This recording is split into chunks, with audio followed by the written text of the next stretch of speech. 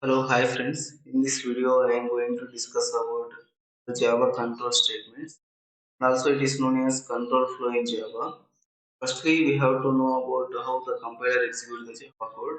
Basically, Java compiler executes the code from top to bottom, and the statements in the code are executed according to the order in which they appear. However, Java provides the statements that can be used to control the flow of the Java code, and the such statements are also called as control flow statements. It is one of the fundamental feature of Java which provides a smooth flow of program. Basically, it provides mainly three types of control flow statements. As you can see in this slide, these are the three control flow statements in Java. The first one is decision making statements. Decision making statements, there will be if and switch. Under if there will be some uh, extra points. I will discuss in this video in detail about.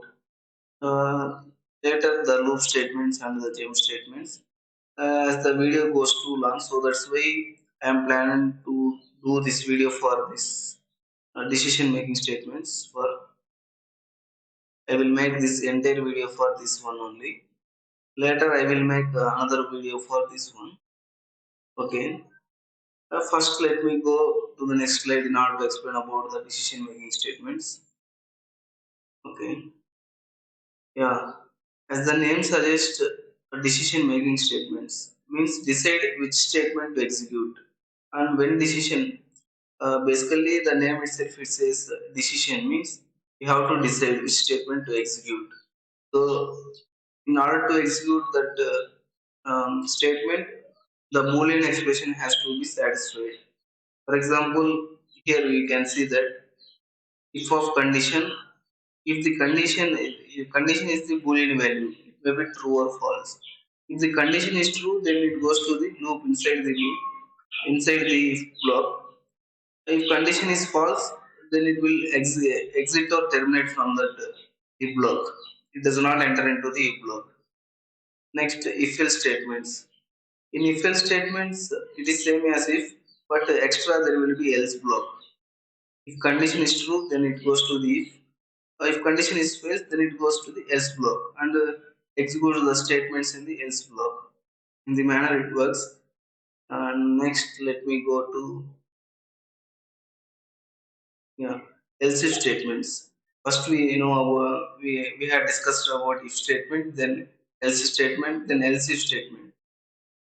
Basically, this else if statement is an extension to the if statement. It uses another block of code that is else block. The else block is executed. Uh, okay, I will explain in detail about it is the if else is the ladder. If else is also called as a ladder because you can create n number of else ifs inside the if and else block between if and else block. Mm, give me 1 minute. This LC block is act as a ladder. For example, you have so many conditions in order to check. Then the time we can use LC block because if and else we can execute normally, but else if is act as a ladder because we can create a n number of LC blocks inside between if and else block.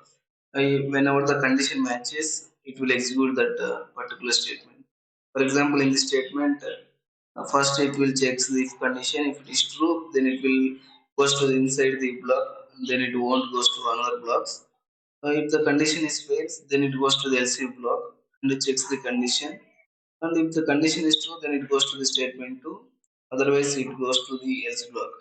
We can also create here LC blocks, n number of LC blocks in order to check the conditions. Okay, let me go to the next slide. This is the nested if. You can see here it is the nested if because there will be a block inside the another block. I'm sorry here I mentioned somewhat wrong. Okay, I have to erase here. Then I have to mention here. Okay, this is the if block. Then here it is from else block. Inside if block, there will be another if block. So it is called nested if. If statement inside the another if statement. So it is nested. Nested means inside another one statement is there. For example, here it is a box. This is if box. If box, there will be another box. That time is if. So inside the another, oh,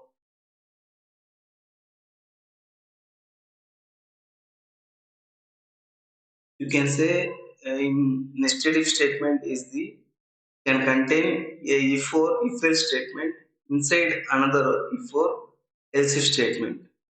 That's why. That's why it is called nested if. There will, inside if there will be another if, so that's why it is called nested. I will explain this all those things with the help of one simple code snippet. This is the example of nested if. Why means here there will be if block and another if block is there inside the another if. So it is called nested if. You can see here there will be two nested ifs inside one nested if. So it is called nested if. You can get example for nested if here. Next, next you can see else if blocks, else if ladder. Okay, I will select pen. Then here you can see if is there, then goes to the else if, then it goes to the else in this manner.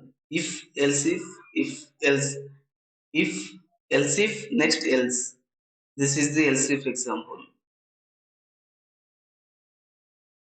Next, next is there. Next if else. For example, I will take pen. This is the block until here. Then it will execute else block. This is the example for if else.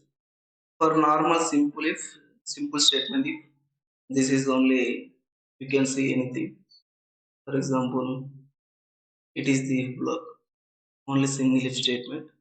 If it is true, then it executes. If it is not true, then it automatically terminates.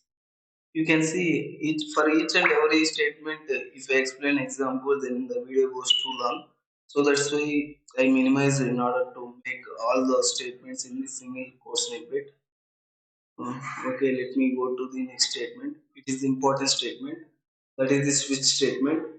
In Java, switch statements are similar to the if-else if statement. I will see if-else if statement. Okay, where it is. Yeah. In Java, switch statement is similar to this if-else if statement because why we it is similar. We can learn in this slide.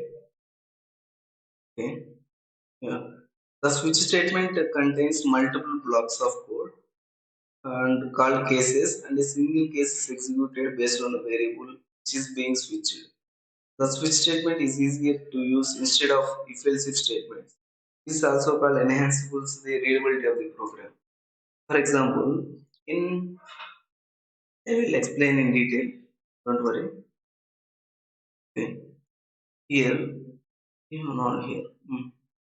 Here, in order to check the conditions, if for example, I have to wrote 10 conditions.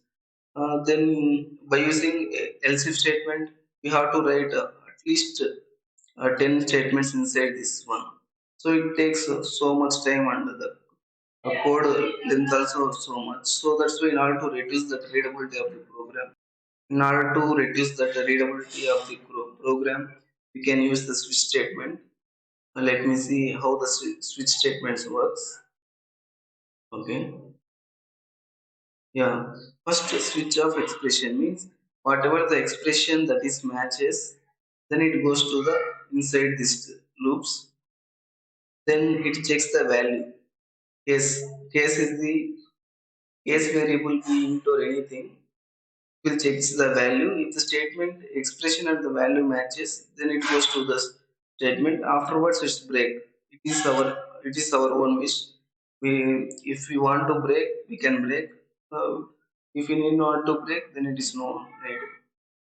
If no expression is matched, then it will goes to the default statement. I will explain in the form of example in order to get a clear understandable. Okay, here the class student is there, and we are passing the num is equal to 2. We are passing the number is equal to 2. Whenever the switch, if this number goes inside the 2, inside switch of 2, then here checks the cases for matching the 2. Uh, the number is 2, then here checks the cases for 2. There is no cases for 2. So 0 is there, 1 is there. There is no cases. So it will goes to the default block simply. It goes to the default block simply and prints the num is equal to 2. For example, if we pass here num is equal to 0, then switch off 0. Here it goes to the 0, then number is 0 print and breaks here. If we pass num is equal to 1, then it goes to here and case 1 is matched with this one and it prints the number is 1. So let me conclude this video, and in next video we will going to discuss about how the loop statement will going to execute and the jump statements. Okay, bye. Let me conclude this video.